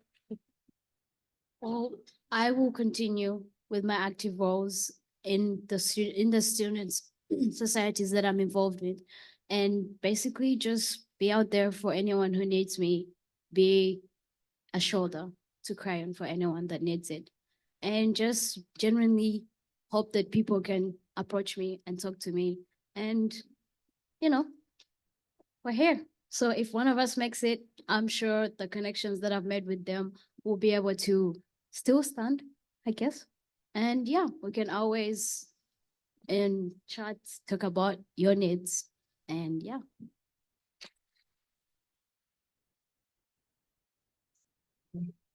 I guess none of us will lose. All of us right now have really good campaigns. All of us in these 2 weeks meet a lot of amazing people. We see a lot of smiles on your faces, and we did a lot of things. I would say for me, I'm RA, so you can always find me on campus and on residence. As well, I'm a Res After Dark member and RSO. Thank you.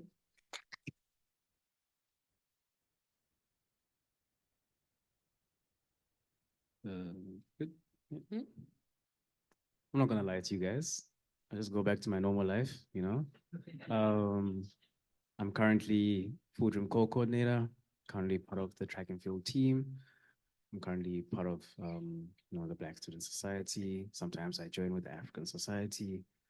I enjoy assisting on welcome weeks, being a pack leader, just volunteering in general, just giving to the community, my regular life, and at the end of this, just knowing that we actually tried, the fact that you put your mind to it and you tried it, at the end of the day, we all won, as Maria said, because we actually put in the effort and we have made friends. We have met a lot of new people.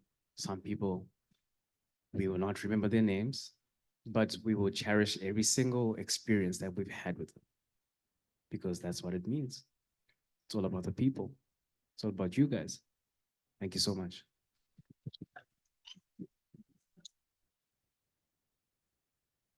Yes, it's this lady here. I just don't.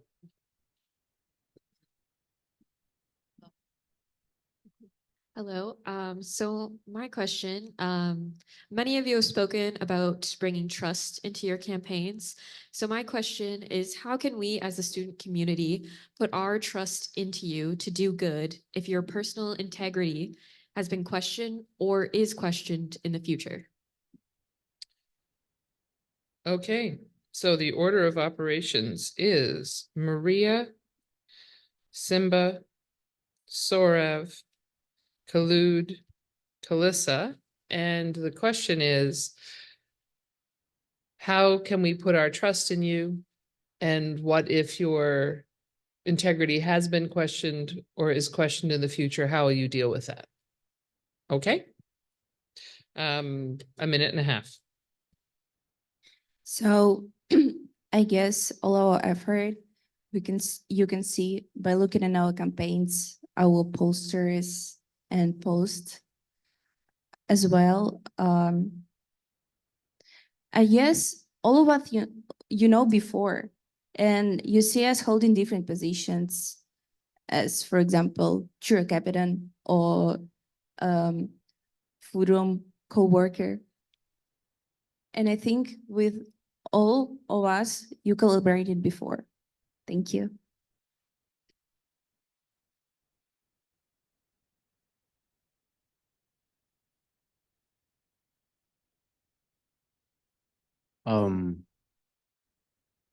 The best way to answer this is, what have you seen from us right now? What have we portrayed to you? What have we explained to you? Our characteristics, our demeanor. I believe I'm a trustworthy individual because that's the way I was raised to be. The values that were instilled with me, I believe,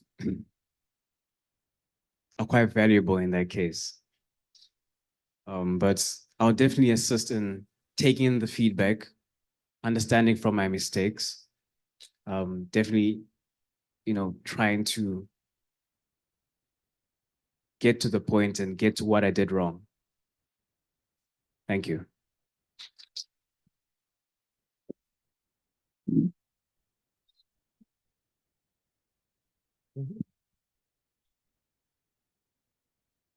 So if your personal integrity has been questioned, I just want to point out that being questioned and being responsible for it are two different things. It's all about perspectives.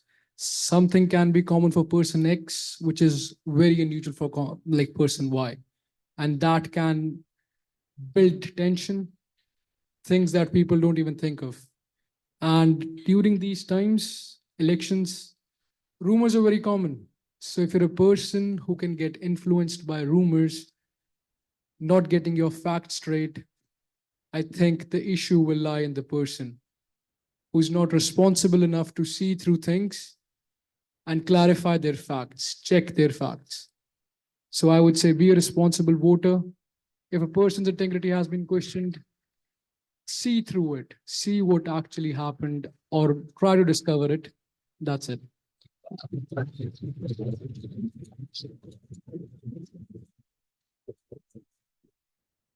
That is an excellent question.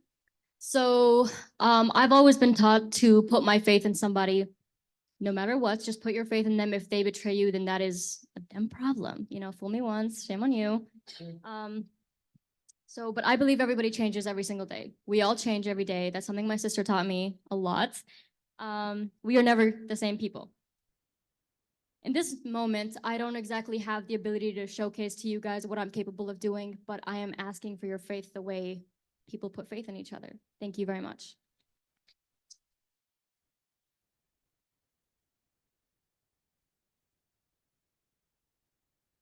Well, I would say you are what you portray. The way you act, your character, the way you carry yourself describes you as a person. And I think that's what we've all done today.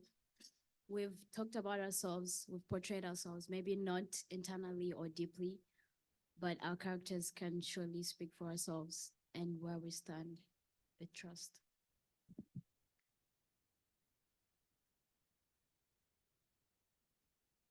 Are there other questions? So we'll let one or two more and then we'll call it. I think we've had a good. Pardon? Oh, you have online questions? Okay. I'd like to have the online questions first. Go for it.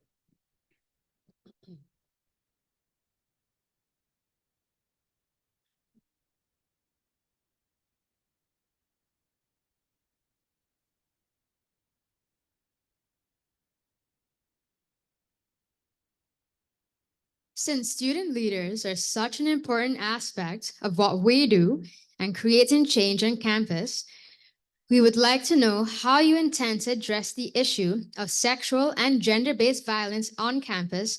And this question is from SVPI. Yep. Okay.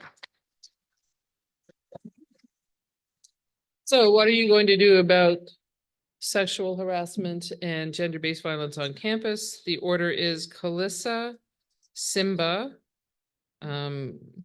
Sorev, Maria, Khalud.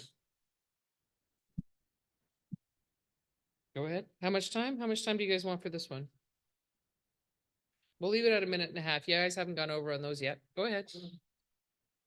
Well, as a victim of sexual assault, I would like to say that a lot of people don't really necessarily come out and say they've been abused sexually in any way because they're afraid of actions that may be taken after they've said or after they've had a say in what this has done to them.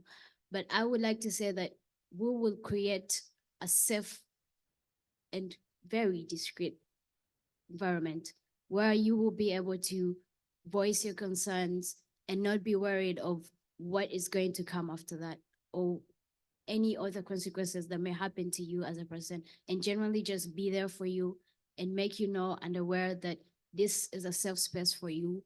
Regardless of what happens to you, you are still enough and you still matter and your voice matters. Thank you.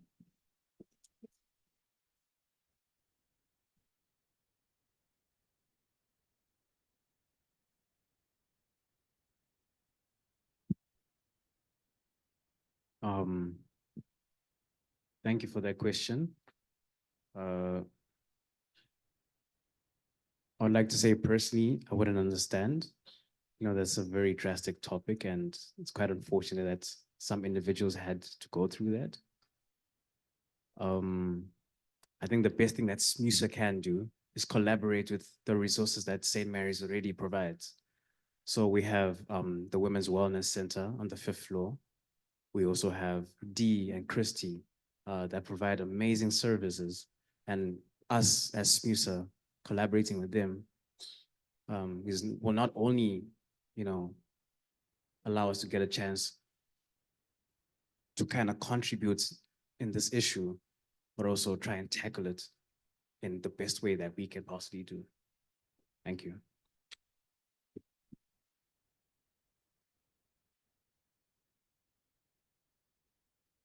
How much time do we have?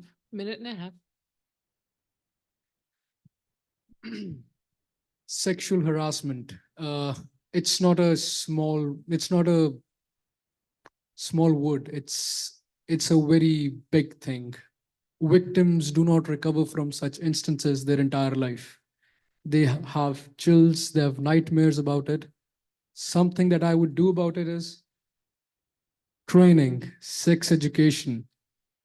I want people to speak up so that there's a comfortable space where they can voice out what actually happened to them, and a body of responsible individuals who are professionals within these fields so they can deal with this anonymously, kept low-key, because people are scared about their news being spread out.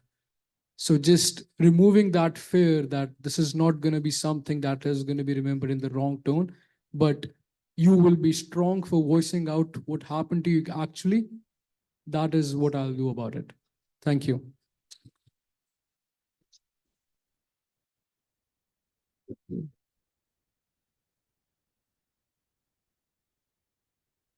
So right now we have a lot of amazing societies. For example, we have Consent, we have LGBT plus society, and they every 3 months, I guess, host event how to recognize harassment.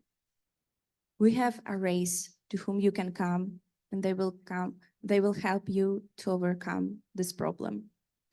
As well as Rest After Dark team member, we pretty often make societies and events to bring light to this problem. And finally, we have amazing peer coaches. Thank you.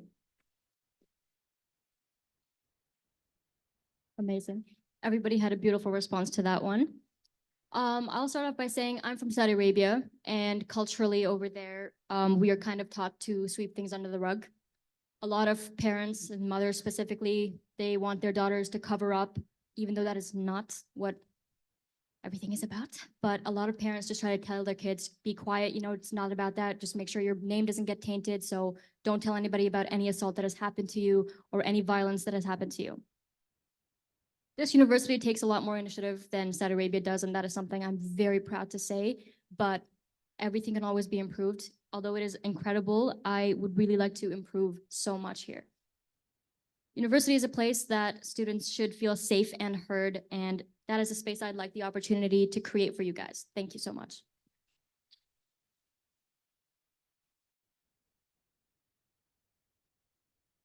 Pardon me? Yeah, you. Question 2.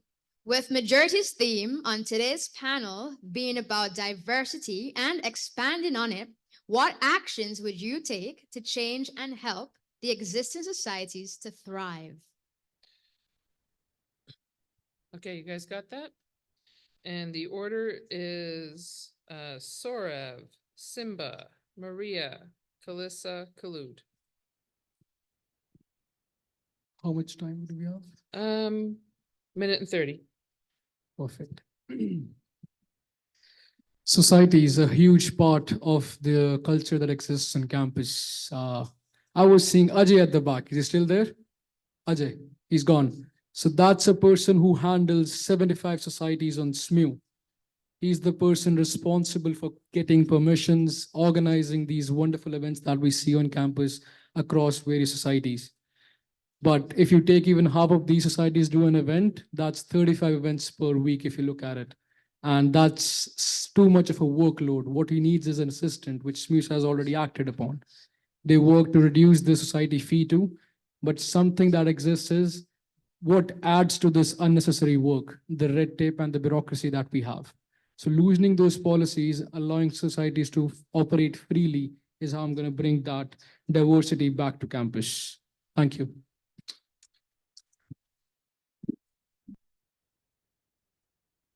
Sorry, could you please repeat the question? What are you going to do to improve, hang on. I can see this. So I want to get the question right. Normally I repeat it when the person says it. Hang on. Basically, how are you going to improve, where is it? Which one is it? Improve societies. It was a giant question. Yeah, okay. Well, how are you going to help improve societies? These are massive questions.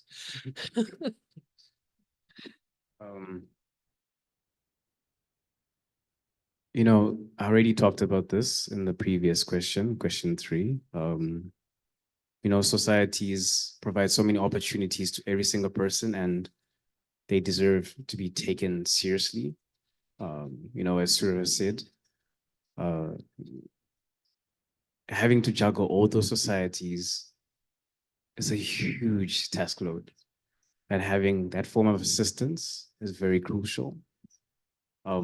You know, having partnerships with these different societies, assisting them on how we can best bring out the events they want to pursue.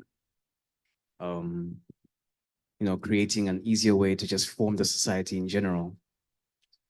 This is the best way to tackle this, because the society carries the students, and the students carry the societies, and the students carry the university, and we care about the students. We care about your voice. Thank you.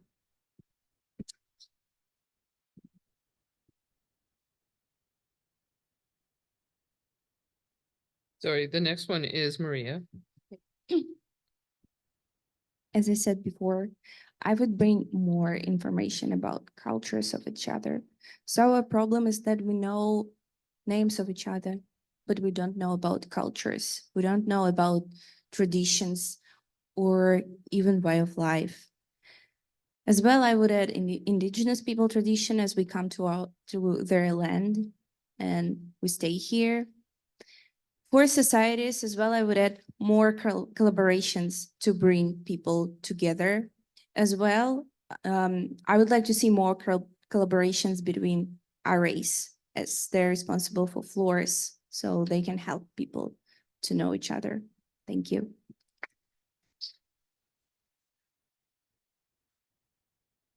I'd like to say that some of these societies face a problem of, excuse me, of having their events approved late prior to their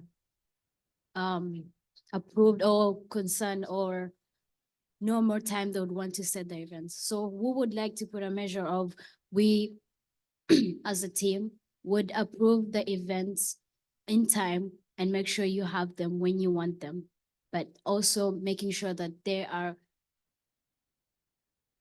you know, within the interests of the students and inclusive to everyone. Yeah. I'm gonna go ahead and pick the, oh, yeah, go ahead. I want this one. I ran a society when I was in high school, as I had mentioned before, the International Committee. So as a society exec, technically, I can understand just how difficult it is to run a society, much less manage 75 of them. 75, okay.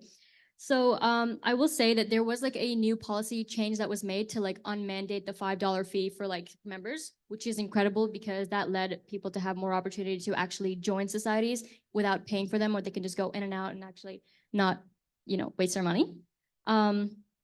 So I will reach out to society leaders and ask them what the issues are specifically that they're facing, that we can try to address those and solve them to try to make a better team that works together well and helps the students. Yeah, pretty much. Thank you. Right, so I'm picking a question from the online chat, which is with tuition increasing every year, there's a cap on scholarship of $12,000. People can't just apply for a scholarship if they aren't eligible. The university is increasing tuition every year, but there's not been an increase in the cap or an increase in the number of scholarships. What are you going to do to try and help change this? And the order is Khalud, Maria, Sorav, Kalissa, and Simba. And the time limit for this one, sorry? Minute and a half. Minute and a half, okay. So, when it comes to issues that are more like government-based, there's really not much SMUSA can do as an organization besides advocate for what we need. So I will be using, like some of the people who are on like the BOD who are gonna be helping out with the advocacy issues and like the VP of advocacy itself to advocate for more, like, so you're talking about eligibility when it comes to? Yeah, eligibility for scholarships, yeah. Because I know as an international student, there are so many scholarships I'm not able to apply for because they need like a permanent resident or like a Canadian citizenship for those.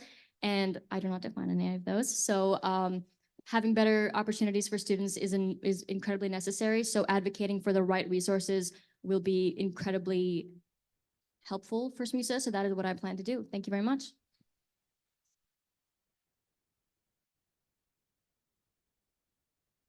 So right now we're getting in a little bit tough situation with the university.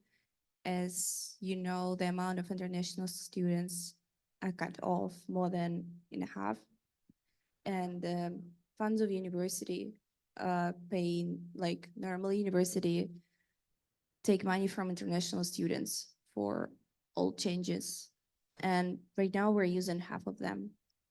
But we still have people who are ready to help. We still have BOD members and advocacy, but it's going to be hard. Thank you.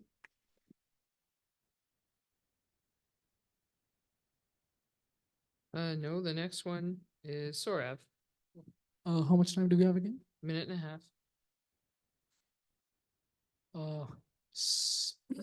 Off the bat, I'd like to ask you, everyone knows that we pay about $184 something for the student association fee?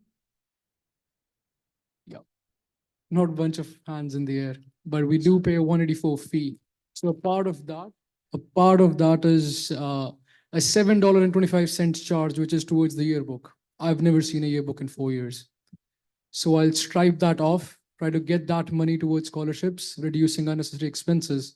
And another fact that we need to face is universities operate on international funding. They have a limited federal funding, so they rely on international student fees to operate. So with the limit on international students, this international funding is going to go down. So you need someone who lays a focus there so that you don't see sudden increases like 9% in international student fees. The hard truth is scholarships are going to be reduced. You want someone who advocates so that these international fees don't go up and you get to have the ideal student experience at a reasonable cost. That's the vision of SMUSA, providing student experience at a reasonable cost. And if any money left on the table where we can advocate for scholarships, I'll be there for you. Thank you.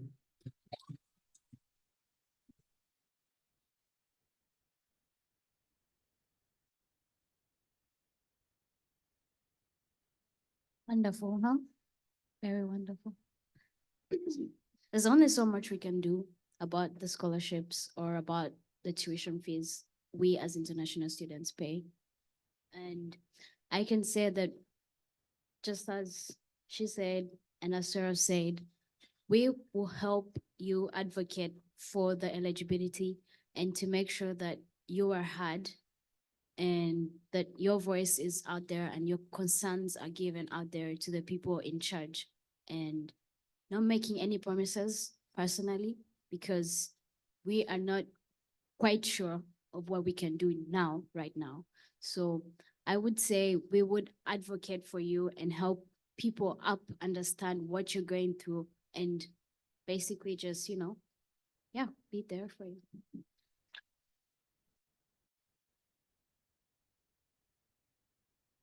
Thank you for the question. You know, it's been said already. There's so much you can do in such a scenario like this, as an international student, we pay probably $30,000 Canadian dollars, and that's probably more than double, standard tuition. And I strongly believe that we assist in running the school. But in terms of scholarships, the best thing that we could possibly do is just taking your concerns and assist in trying to advocate for you guys. Thank you. Go back to the room. Is there anyone else in the room that wants a question? No more questions in the room? Going once, going twice? We'll take one more online question.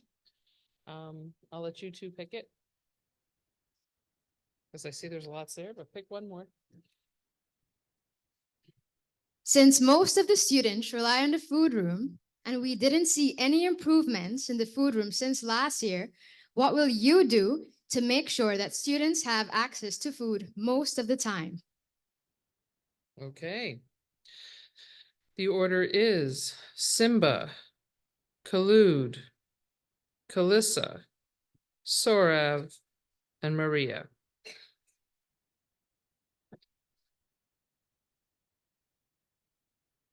Same minute and a half. Just allow me to collect myself. Oh, yeah, it doesn't start. I don't start the clock till you start talking. Oh.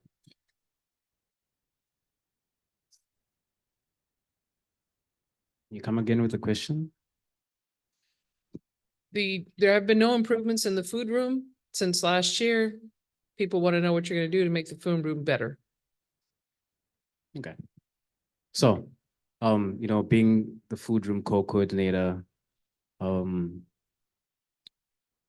just talking from my standpoint, I'd really appreciate if an individual would come to us and really tell us what the problem is. We've been trying to run the food room for quite a while now, and it's a huge task. And in the scenario that I am SMUSA president, I'll try by all means to just keep my connection with the food room. Try and see my flaws right now and warn the upcoming co-coordinator about what I did wrong and how they can best achieve my mistakes. So that's what I got for you. Thank you. Amazing. Thank you, Simba. That was very well put together, especially coming from like the food room co-coordinator. I will say, like in a lot of other issues that have arisen, we will be trying to take all feedback and try to improve as much as we possibly can. For the food room specifically, I'm a little bit uncultured on that one. I have not looked into that one as much as I will be later.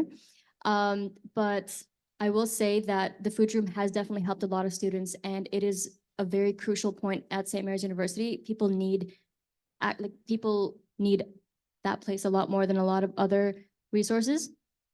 So that is definitely an issue that I will be looking into and further advocating for better food options over there, and maybe even potentially getting donations or organizing like food drives even potentially to help. Thank you.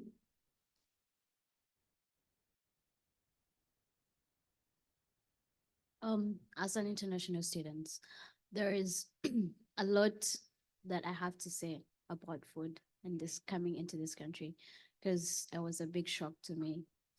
And I feel like there's not much catered for when it comes to international students and their food concerns, like their food concerns, what they take in is way different from what you could say the citizens here take, you could say.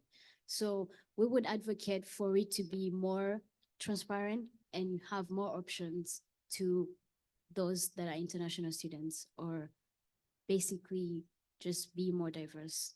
Yeah.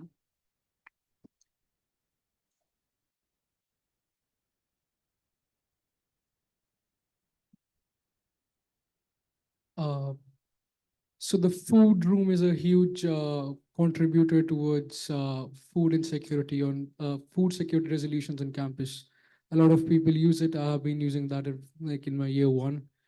I think what I would do different is not me. This is where you guys come in because we have been using these services for a longer time. I'll make it open to you students so that you can contribute back to it. Bring something that you cannot use before expiry and give it to someone who can use it so that they have an like filled stomach.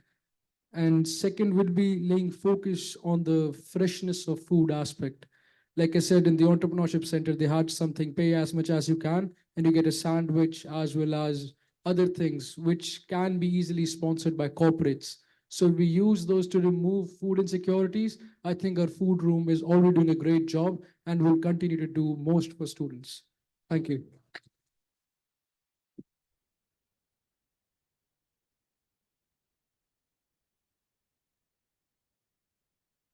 It's a little bit hard for me to talk about food room because every time when I try to book it, it's like booked always.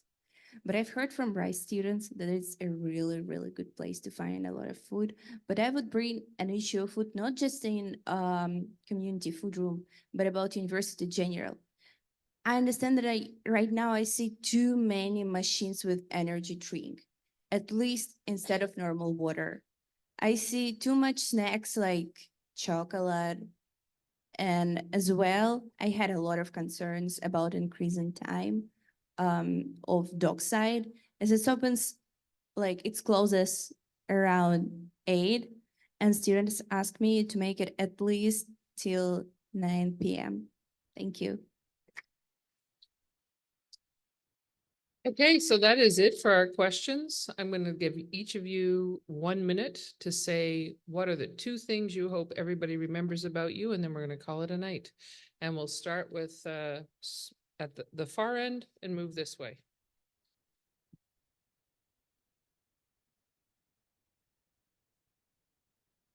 You start only when I speak and get 5 seconds or something? Yeah, whenever you start talking is when I hit the, I don't start the clock till you talk.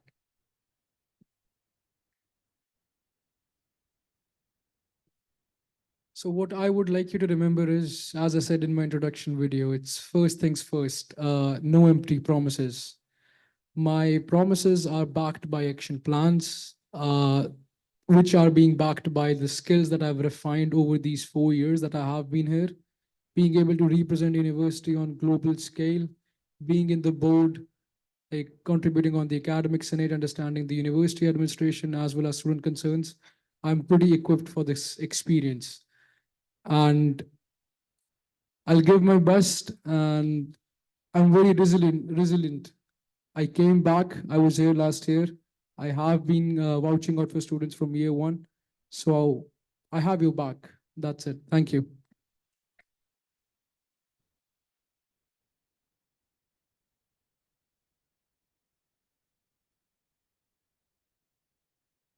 Hello again. First of all, I just want to say thank you so much for coming here. I know you guys took 2 hours out of your day to come and see us just talk about what we're passionate about and the vision that we have. And that's one thing I have, the passion and the vision. As a leader, you should be able to drive people towards the same goal in the same direction. And I believe my characters and my characteristics and my values that I've earned and my level of adaptability in every environment that I've managed to get into will assist you guys and will assist me in being able to take control of every single issue that you guys have. Thank you.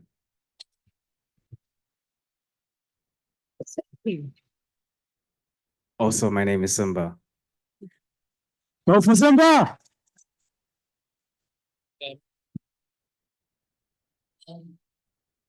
Thank you for coming and supporting us. It's really important. I would like to say that each of you is unique. And I would like you to share your ideas and your thoughts with your university and find your place in university. I would like you to collaborate with SMUSA team, to collaborate with societies and arrays and get involved. And next year, I expect to see you debating on this table. Thank you.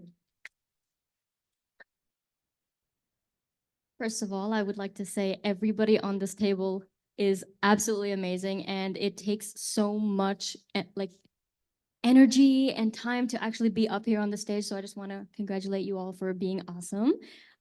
Secondly, from the moment I came to Canada, I have been volunteering. So I was working with the HRP. I was on student council, cheerleading, rugby. I worked at the library for like a bit. I was on street team over here, and I will say that it just takes one step to actually go out there and do something. And I really would like the opportunity to go out there and do something for you guys. So please vote for Khulud, guys.